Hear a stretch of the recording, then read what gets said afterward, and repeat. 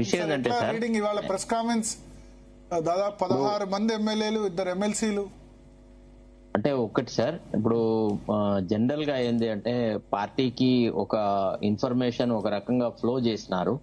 ఏమని అంటే రేవంత్ రెడ్డికి ఎమ్మెల్యేలలో కూడా పెద్దగా మద్దతు లేదు, ఆయన ప్రతిష్ట దిగజారింది అనేటువంటి ఒక వ్యవహారము. తర్వాత ఈ అసంతృప్తి, తర్వాత మంత్రుల సంబంధించిన వాళ్ళు మాట్లాడము, తర్వాత కొంతమంది సీనియర్ నాయకులు పదే పదే పార్టీ అధిష్టాన వర్గానికి ఉత్తరాలు రాసి ఈ రకంగా జరుగుతుందని అనడము. తర్వాత పార్టీ అధిష్టాన వర్గం బట్టి విక్రమార్క నుంచి కొంత ఎక్స్పెక్ట్ చేసింది, ఆయన ఆ స్థాయిలో లేకుండా he has become a co-partner with Revanth Reddy in the indulging of corruption.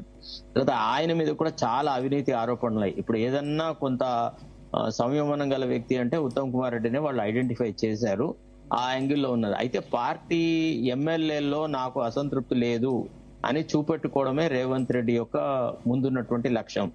దానికి తోడుగా ఆయన తన వాళ్లతో కలిసి కావాలని తనకు విధేయులుగా ఉన్న ఎమ్మెల్యేలతోని ఈ ప్రెస్ కాన్ఫరెన్స్ ల వ్యాపారం నడుపుతా ఉన్నాడు.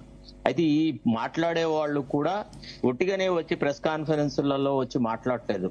వీళ్ళ డిమాండ్స్ పెట్టినారు, మేము వచ్చి మాట్లాడాలి కరెక్టే, మరి మాకు మీరు ఏం చేసినారు అనేటువంటి మాటలు మాట్లాడి బేరసారాలు జరిగిన తర్వాత మీరైతే ఇప్పుడు ముందు ప్రెస్ కాన్ఫరెన్స్ మాట్లాడండి, అంటే వాళ్ళ సంబంధించిన నియోజకవర్గపు సమస్యలు, తర్వాత వాళ్ళకి రావాల్సిన డబ్బులు, కథా కార్ఖానా ఇవన్నీ ఉన్నాయి కదా. సో ఇవన్నీ ఈ సమస్యలను రిజాల్వ్ చేస్తాము, మీ అందరికీ సరైన విధానంలో కూడా మిమ్మల్ని మేము ఓదారుస్తాం, మిమ్మల్ని ఆదుకుంటాం అనేటువంటి ఎష్యూరెన్స్ ఇచ్చిన తర్వాతనే ఈ దశల వారీగా 10 మంది 5 మంది నటులు వచ్చేసేసి ఈ ప్రెస్ కాన్ఫరెన్స్ లో మాట్లాడుతున్నారు. ఇప్పుడు ఈ మాట్లాడే వాళ్ళు ఎవరు కూడా పూర్తిగా టోటల్ గా రేవంత్ రెడ్డి పర్ఫార్మెన్స్ మీద సంతృప్తి ఉన్న వాళ్ళు కాదు. రెండోది ఏంటంటే వీళ్ళందరూ ఎవరైతే ఇవాళ వచ్చి మాట్లాడినారో వీళ్ళు 70% మంది నాకు ఖచ్చితంగా సీటు వస్తుందని ఎక్స్పెక్ట్ చేసిన వాళ్ళు కాదు. వీళ్ళు రేవంత్ రెడ్డి దయాదాక్షిణ్యాలతోనే ఎమ్మెల్యేలుగా అయిన వాళ్ళు అనమాట. రేవంత్ రెడ్డితో సంబంధం లేకుండా పార్టీ అధిష్టాన వర్గంతో డైరెక్ట్ గా గతంలో పార్టీకి చేసిన సేవల ఆధారంగా ఉన్నటువంటి ఎమ్మెల్యేలు ఎవరు లేరు ఇక్కడ, మీరు కనుక గమనిస్తే. సో ఇట్లా వీళ్ళందరితోని మాట్లాడించడము అది ఇది జరుగుతుంది. మీకు ఇంకో విషయం చెప్పాలి, ధర్మపురి అరవింద్ ప్రెస్ కాన్ఫరెన్స్ పెట్టి చెప్పినాడు, ఏం లేదు ఇదంతా ఈ ఫారిన్ టూర్ లేదు ఏది లేదు, అంత కేవలము అక్బరుద్దీన్ ఓవైసీని మజ్లీస్ను తనకు అండగా ఉంచుకోవాలి. ఇప్పుడు అక్బరుద్దీన్ ఓవైసీ కూతురు పెళ్లి కనుక పోకపోతే మజ్లీస్ వాళ్ళ సపోర్ట్ లేకుంటే ఈయన బతకలేడనమాట. సో కాబట్టి వాళ్లను సంతృప్తి పరచడానికి ఫాతిమా కాలేజీ విషయంలో కూడా సరెండర్ అయిపోయినాడు, ఒక స్టేట్మెంట్ చేయించినాడు, it is not in the FTL level అని. అంటే అక్బరుద్దీన్ ఓవైసీ తొడగొట్టినాడు, నీకు దమ్ముంటే రా మా ఫాతిమా కాలేజ్ దగ్గరికి, చూస్తాం మీ సంగతి ఏందో అని. రెండోది ఏంటంటే అసలు actually Akbaruddin Owaisi is not that favourable to Revanth Reddy. Asad వల్ల అక్బరుద్దీన్ కొద్దిగా టీం అయిపోయినాడు అనమాట. అసలు యాక్చువల్లీ ఫస్ట్ అక్బరుద్దీన్ ఓవైసీ తర్వాత మన సీఎం ఇద్దరు వాదోపవాదాలు ఆడుకున్నారు అసెంబ్లీలో, చాలా గొడవలే జరిగినాయి. అయితే ఇప్పుడు విషయం ఏంటంటే యాక్చువల్లీ ఇతను ఏదో పెద్ద రాష్ట్ర ప్రయోజనాల కోసమని ఫారిన్ టూర్ లోకి పోవట్లేదు అనేది నిర్వివాదాంశం. ఇది కేవలము వ్యక్తిగత. తర్వాత ఇంకోటి ఏంటంటే రాష్ట్ర ప్రయోజనాల కోసం కుటుంబ సమేతంగా ఎదుగుతుండే, సకుటుంబ సపరివారంగా ఇన్ని వందల కోట్ల పోతే తప్పింది. వాళ్ళ బ్రదర్ అక్కడ ఉన్నాడు USA లో. ఎవరి డబ్బులతో పోతున్నారు సార్? ఎవరి డబ్బులు? ఫ్యామిలీకి డబ్బులు అంటే రాష్ట్రంలో ముఖ్యమంత్రి అధికారికము, పర్సనల్ రెండు వ్యక్తిగతము. కాంగ్రెస్ లో ఇట్లాంటి రాజకీయాలు చేయడం నేను ఎప్పటి నుంచో టికెటే భారమా? ముఖ్యమంత్రి కుటుంబ సభ్యులకు టికెట్ పెట్టుకోలేడా? అంత డబ్బులు పెట్టుకోలేడు ఎంత ఎక్కువ డబ్బు కాబట్టి భార్య పిల్లల్ని తీసుకుపోతే తప్పే ఉంది. మీకు ఒక విషయం చెప్పనా సార్, నేను NTR టైంలో కూడా జర్నలిస్ట్ ని. అసలు NTR చేసిన అవినీతి ఆరోపణలన్నీ తిప్పి కొడితే 60 కోట్లు సార్. ఆ రోజు ఎన్టీ రామారావు మీద పెద్దది, ఇప్పుడు చిన్నది కదా. అట్లా వినండి దయచేసి, ఎంత డబ్బు ఉంటే అంత పిసినారితనం ఉంటుంది సార్, అదంతా ఏమి లేదు. తర్వాత ప్రభుత్వ లాంఛనాలతో, ప్రభుత్వ ఖర్చులతో, ప్రభుత్వం మీద ఆధారపడిపోవడం అనేది ఒక డాంబికంగా ప్రదర్శించుకోవడానికి. విషయం ఏంటంటే ఈ ఎమ్మెల్యేల ప్రెస్ కాన్ఫరెన్స్ అనేది కేవలము I got majority in the legislature అని చూపెట్టడానికి, ఎమ్మెల్యేలు నాతో ఉన్నవారు నాతోనే ఉన్నారు, అసలు నా ప్రత్యర్థులకి బలమే లేదు, వాళ్ళు ఎందుకు కొరగారు అని చెప్పడమే ఆయన ఉద్దేశం అన్నమాట. అందుకే ఎవ్వరు కూడా అక్కడ వచ్చేసేసి పార్టీ ఇమేజ్ ను వాళ్ళు స్పాయిల్ చేస్తున్నారు అనేటువంటి మాట మాట్లాడినారు. అంతే తప్ప వాళ్ళు ఇంకో రకంగా మాట్లాడలేదు. ఎంతో కష్టపడ్డారు, ఎంతో మంది కార్యకర్తల కాయ కష్టం మీద మీరు ఎమ్మెల్యేలుగా అయినారు, మంత్రులు అయినారు, మీరు అనుభవిస్తున్నారు, అయినా మీకు ఇంకా అసంతృప్త అది ఇదని మాట్లాడుతా ఉన్నారు. వీళ్ళలో ఎవడు కూడా మరి ఫీజు రియంబర్స్మెంట్ ఎందుకు ఇవ్వట్లేదు, లేకపోతే మనం ఏదైతే ఎన్నికల ప్రణాళికలో ప్రకటించినటువంటి వాగ్దానాలు ఎందుకు సంపూర్తి చేయట్లేదు, ఎందుకు పార్షియల్ గా ఇవి జరిగినాయి. ఇప్పుడు రైతు భరోసా అనేది పార్షియల్ గానే జరిగింది, అది మొత్తం ఫుల్ గా జరగలేదు. రుణమాఫీ కూడా పార్షియల్ గానే జరిగింది, అది మొత్తంగా జరగలేదు. మరి లెజిస్లేటర్లు ఎందుకు ఆ సమస్య? రేవంత్ రెడ్డికి బలమైన మద్దతు కనిపిస్తుంది. 16 మంది ఎమ్మెల్యేలు 16 మంది ఎమ్మెల్యేలు 2 ఎమ్మెల్సీలు మాట్లాడారు ఇవాళ. సార్ ఇట్లా మాట్లాడిన వాళ్ళు గంటలలో పార్టీలు మార్చిన వాళ్ళని నేను ఎన్టీఆర్ క్రైసిస్ లో చూసినాను సార్. ఎన్టీఆర్ కే మాకు దేవుడు దైవము అది ఇది అన్నాళ్ళు, మళ్ళీ పోయి సడన్ గా గంట సేపట్లో కూడా నాదిల భాస్కర్ వర్గంలో చేరారు. ఈ ఎమ్మెల్యేల లాయాలిటీ అనేది ఇది అమ్ముడు పోయే సరుకు. దీని గురించి మనం పెద్దగా సీరియస్ గా తీసుకోకూడదు. I have seen many MLAs like this. గంట సేపట్లో అటు ఇటు పార్టీలు మార్చిన వాళ్ళని చూసినాను. ఇవి లెక్కలోకే రావు. ఇదంతా ఒక షో, ఇదొక stage managed show from Revanth Reddy's camp. ఇదంతా వీళ్ళు చేస్తున్నది. ఎందుకంటే మాకు మద్దతు ఉంది, ఇంకా కూడా I'm more popular, I'm more strong, my opponents don't have majority support in the legislature party అని చెప్పుకోవడమే.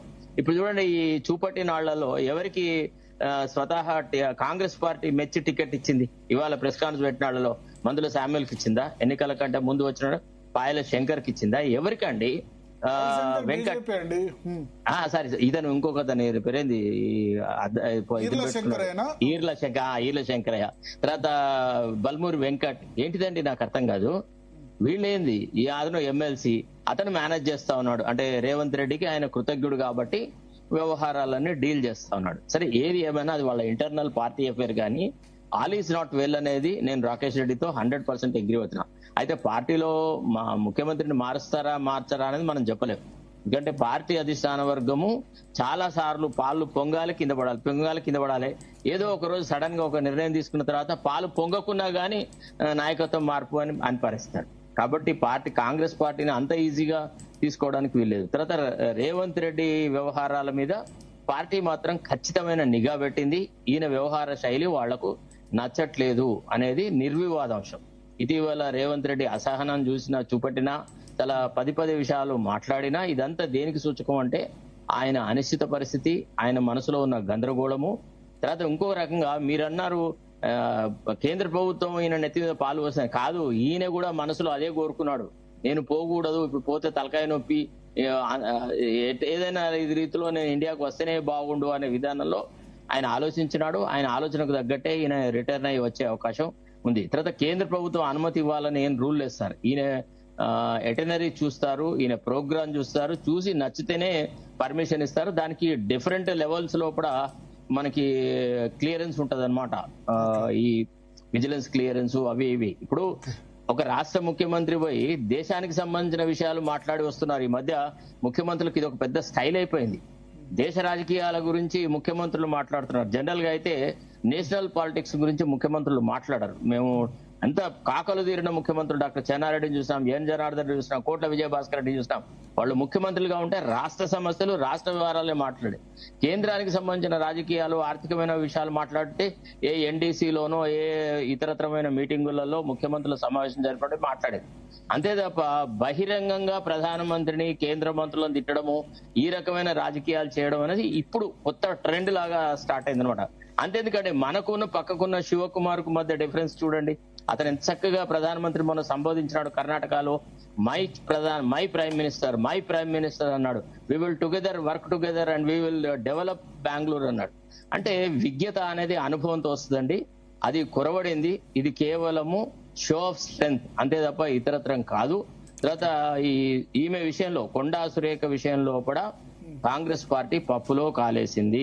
ఆమెకు షోకాజ్ నోటీస్ ఇవ్వాల్సింది కాదు. ఇవాళ ఇంకొక అతను మిత్రుడు ఫోన్ చేసేసి ఏమన్నారు, ఆమె షోకాజ్ నోటీస్ లో ఆమె నాకు సంబంధం లేదని చెప్తే కాదు, వాళ్ళ కూతురిని తిడుతూ ఆమె ప్రెస్ కాన్ఫరెన్స్ పెట్టాలా అని అడిగారు. తప్పే ఉంది.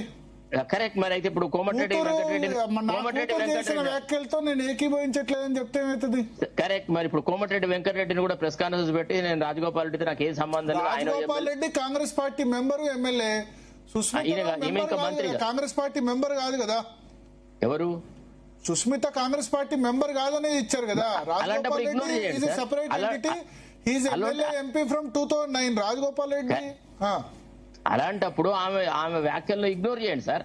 ఇప్పుడు పాయలశంకర్ మన ఇతను మన ఎమ్మెల్యే గారు, బీజేపీ ఎమ్మెల్యే గారు ఇప్పుడు ఇన్ని విషయాలు మాట్లాడినారు. రేవంత్ రెడ్డి అవినీతి గురించి, ఎమ్మెల్యేల క్యాంపు రాజకీయాల గురించి, ఇతరత్ర విషయాల మీద ఇన్ని మాటలు మాట్లాడినాడు. దీనికి రేపు Congress party spokes persons respond అవుతారా? కారు కదా. వాళ్ళ పార్టీకి సంబంధం లేని విషయం ప్రతిపక్షాలు అట్టనే మాట్లాడతారని. అట్టనే సుస్మిత కూడా బయట వ్యక్తి ఆమె ఏదో మాట్లాడిన దాన్ని ఇగ్నోర్ చేయొచ్చు కదా. దాన్ని ఇంత పెద్ద రాద్ధాంతం ఎందుకు చేస్తున్నారు అంటే ఏదో రకంగా కొండా సురేఖకు పుల్ల పెట్టాలా, కొండా సురేఖను మంత్రివర్గం నుంచి బయటికి నెట్టాలా, వేం నరేందర్ రెడ్డి యొక్క ప్రోద్బలంతోనే ఇదంతా జరుగుతుంది అనేది నాకు కొండా సురేఖ వాళ్ళకి సంబంధించిన వాళ్ళు చెప్తున్నారు. ఇది అంతా ఈ కుట్ర వెనుక అంతా దాగి ఉన్నది వేం నరేందర్ రెడ్డి అని. ఇది ఆయననే ఎంకరేజ్ చేస్తున్నాడు. ఈమె తేపకు మన కులం గురించి, మన వాళ్ళ గురించి చాలా రచ్చరచ్చ చేస్తుంది అని ఏదో రకంగా ఆమెను ఇరకాటంలో పెట్టాలా అనేది. నరేందర్ రెడ్డి ఏం చేస్తాడు సార్? కొండా సుస్మిత మాట్లాడడం తోటి కదా ఇష్యూ. కొండా సుస్మిత మాట్లాడకపోతే ఇప్పుడు గిచ్చితేనే కదా సార్. ఎవడైనా పిల్లవాడు ఎందుకు ఏడుస్తారు సార్? గిచ్చితేనే ఏడుస్తారు కదా. వీళ్ళు గిచ్చుతున్నారు, ఆమె వాళ్ళు ఏడ్చింది అంతే తప్ప ఆమె బాధతో చెప్పిందా లేకపోతే ఏదన్నా చాలా ఆనందంగా చెప్పిందా? సిట్టింగ్ ఎమ్మెల్యేని గెలిపించమని రేవంత్ రెడ్డి అన్నారు. తప్పే ఉంది దాలో. అంటే ఇప్పుడు ఎన్నికల సభలకు వెళ్ళినాడా మొన్న రేవంత్ రెడ్డి? అక్కడ అది ఎన్నికల సభ కాదు కదా. టికెట్లు ఇచ్చి రేపో ఎల్లుండో ఎన్నికలనయా? ఆయన పరకాల్లో ఎమ్మెల్యేకు ఆయనను గెలిపించండి, ఆయనకు మద్దతుగా నిలబడండి, అట్లా అన్ని నియోజకవర్గాలలో అదే రకంగా చెప్తున్నాడా? ఇప్పుడు మరి ఆమె ఒక అంశం రేవనెత్తింది జగ్గారెడ్డి విషయంలో. నువ్వు సంగారెడ్డికి వెళ్ళి నేను కంటెస్ట్ చేయ, నా భార్య కంటెస్ట్ చేస్తాను అన్న వ్యక్తిని లేదు నువ్వే చేయాలి, నువ్వు గట్టికి కూర్చుంటే లాభం లేదని ఎందుకు చెప్పినాడు? సో ఇవన్నీ రాజకీయంగా ఉన్నటువంటి అంశాలండి. నాకు తెలిసి రేవంత్ రెడ్డి భయంతోనే హైదరాబాద్ కు వాపసు వస్తున్నాడు తప్ప ఇతరత్రం కాదు. కేంద్ర ప్రభుత్వాన్ని అనవసరంగా నిందిస్తున్నాడు. ఆయనకు ఒక రకంగా ఆయన మనసులో ఏం కోరుకున్నాడో అదే జరిగింది. ఆయన వచ్చి పరిపాలనలో ఏదైనా మార్పులు చేసేసి ఎమ్మెల్యేలతో సమావేశాలు ఏర్పరిచి కనీసం వీక్లీ ఒకసారన్నా 15 రోజులకు ఒకసారైనా జిల్లాల వారిగా ఎమ్మెల్యేలతో మాట్లాడి వాళ్ళ సమస్యలు ఏందో తెలుసుకొని వాళ్ళ సమస్యలకు పరిష్కార మార్గం కనుక్కుంటే తప్ప అంత ఈజీగా అయితే ఈ ప్రాబ్లం సాల్వ్ గా సార్.